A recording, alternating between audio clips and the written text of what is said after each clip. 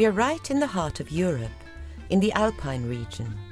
But today we're not travelling to one of the attractive major cities such as Munich, Lyon, Vienna, Milan, or the tourist magnet Salzburg. Instead, we're going to be visiting a smesto. Smesto is an invented word that stands for small or medium-sized town. One way to define an average smesto is as follows. It's situated roughly 35 kilometres from a major city. It's confronted with the problem that the big city is attractive and has pulling power. The smesto is home to around 15,000 people, many of whom are retired. The smestos all face similar challenges. Johannes faces these challenges too. His smesto is a mere stone's throw from the big city. Well, Johannes can throw a very long way. He has just taken over his parents' bookshop. The shop is in the centre of the smesto, between the old cinema, which shut down a long time ago, and the toy shop, whose owners closed it down years ago and now run a small business in the big city. Opposite Johannes' shop, there are 3 gaming centres, not exactly an optimum retail mix. Anyone wanting to buy branded goods around here is out of luck. They'll be sent straight to the big city. Johannes obviously wants his small business to be a success, so he's done the research about what sort of customers to expect. Clearly there are a lot of young people living in a smesto, and there are also large numbers of people over the age of 70. Johannes has therefore decided to specialise in large print books. He has also done plenty of advertising, but he still isn't getting many customers, so he has looked into the main reasons why. Many professional people don't shop at his bookshop because they earn their money in the big city and also do their shopping there. Not all smesto residents work in the big city, but the ones who do work in the smesto don't shop in the centre of town. Instead, they have to do their food shopping at the shopping centre on the edge of the smesto. They don't have long lunch breaks, and there isn't time to make a special trip into the centre of the smesto to buy a book, especially as there isn't much parking there. The lack of parking doesn't bother pensioners much, as they can come on foot, but not many of them come to the bookshop either. Why? You would realise why if you made the trip into the centre of the smesto yourself. For elderly people, the busy main road through the town, with heavy lorries rushing along it, is problematic. To give you an idea, during the day there's so much traffic noise that it's difficult for a pedestrian using a mobile phone to hear anything at all. Also, there aren't any buses which would make the journey home easier. In any case, aside from the bookshop, what used to be the town's main shopping street doesn't have much to attract elderly people. Pensioners don't tend to like spending their day playing gaming machines. The town centre doesn't have any food shops, and the post office was shut down completely 2 years ago. As a result of all this, business is not good for Johannes. So you may be wondering why he looks so cheerful. It's not his fault. He's in love. Her name is Clara, and she works behind the counter at a clothing shop in the big city, but she lives with Johannes in the smesto. Clara commutes 45 minutes into the big city every morning and 45 minutes back in the evening. Let's add that all up. Clara drives 90 minutes by car every day, commuting into the big city and back.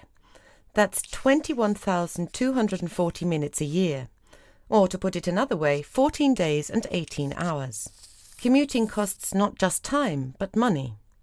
1 kilometre costs 42 euro cents.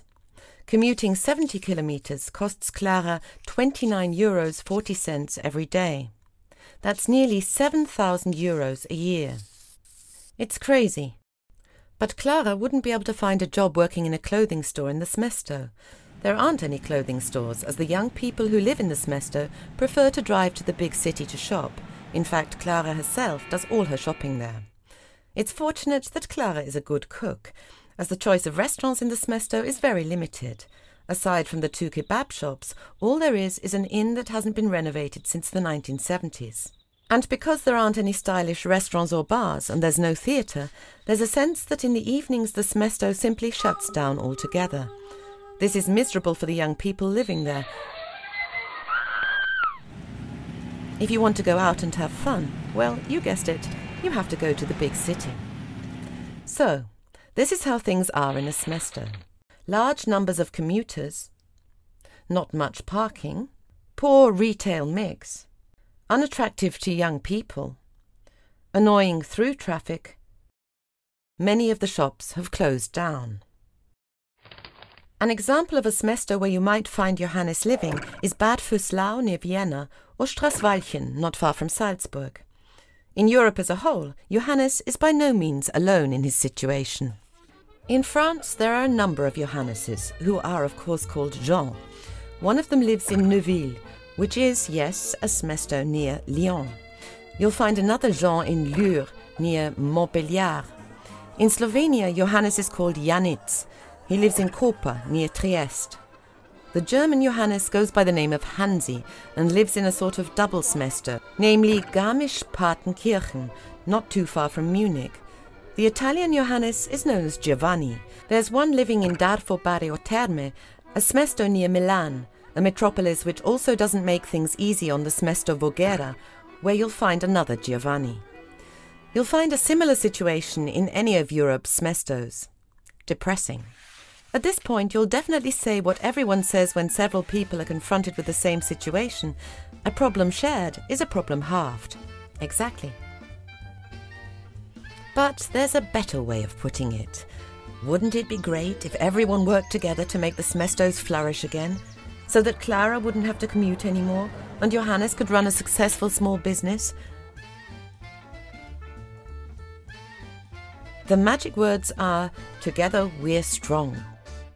But this presupposes that Johannes, Giovanni, Janitz, Hansi and Jean are aware of each other. How do semester residents find out about each other?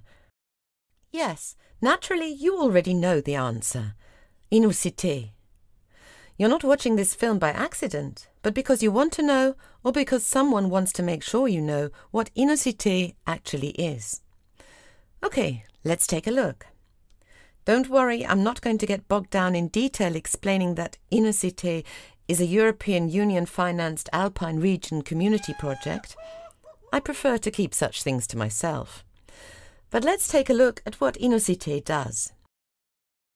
Inusité members study semesters and gather information about their problem areas. And because they're specialists, they're able to develop potential solutions and pass them on to the semesters. But that's not all. All semesters have residents who make improvements to their town themselves. Inusité collects these ideas and compares and analyzes them. This yields new ideas about how to make the semesters more attractive. In short, Inusité is where large numbers of ideas meet, and when ideas come together, the result is inspiration, fertile ground for new ideas and innovation. Inusité translates to innovation for small and medium-sized cities. If the semesters want to implement the innovations, Inusité, of course, provides assistance. Take a look at some of the activities that have been initiated in this way. Quiet Garmisch-Partenkirchen is in the process of opening a medical further training centre. In Koper, they've become aware that they're blessed with a unique harbour promenade and are cleaning it up. In the model region around Vienna, young people have become energised. In Bad Vöslau, they're setting up a sophisticated water recreation area, and in Hollerbrunn, a young people's regional radio station is being set up. Austria's Plus region is also relying on young people. Students' designs are being implemented in Straßwalchen, where the small river which used to be concreted over is being opened up, bringing clean, clear water into the town to create an area where people can relax.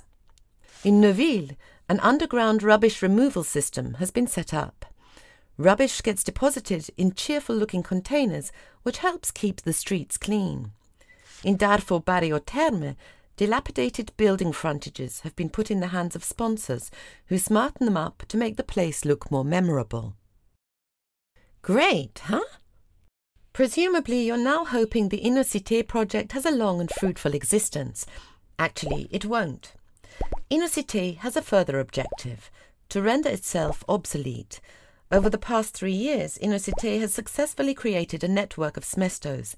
This means they'll stay in contact with each other on an ongoing basis, or as the politicians like to say, they will be sustainable. This will all go on directly, without inocité. If Johannes has a new idea, he'll speak to Giovanni, who'll call Jean, and so forth. They'll take care of things among themselves. Anyway, if I carry on any longer, you'll get fed up with inocité. They don't want me to tell the entire story. They just want me to drum up interest in this book. It's the Inocité final report. It's, how shall I say, gripping might be the wrong word. Impressive, yes, it's impressive. An impressive several hundred-page volume.